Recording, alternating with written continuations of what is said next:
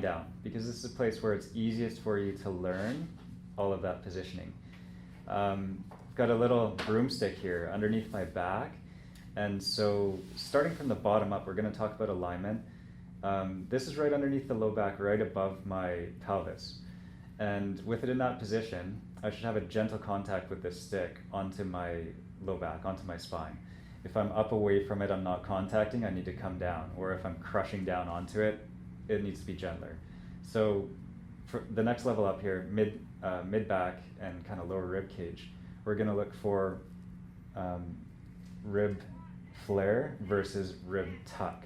Okay, so rib tuck is driving the ribs down, controlled at the mid back, not from the pelvis. So as we drive the ribs down, we're not crushing the back onto the stick. Might notice as you drive the ribs down that the shoulders come up a little bit, or the T-spine at the base of the neck kind of lifts up a little.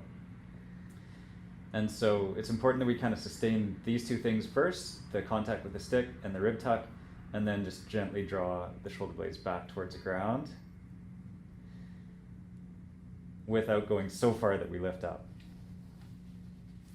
Okay, so rib tuck, shoulders back, a little bit of a nod up at the neck, and kind of getting long and tall, like we're reaching this point of the head up towards the wall in behind you. Okay, that's all of our alignment cues. So at that point, the spine is in a fairly ideal alignment. We don't want to be forcing it. This should feel reasonably tolerable. You're not going to cramp here. Okay, so now we're going to engage a little bit of tension in the core, like as if you feel like you could get punched.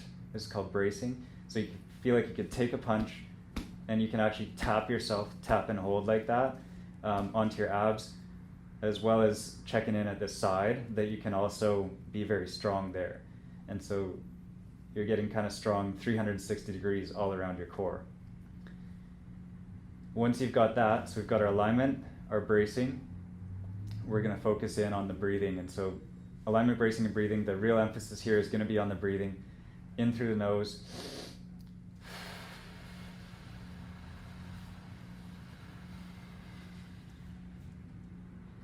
out through the mouth.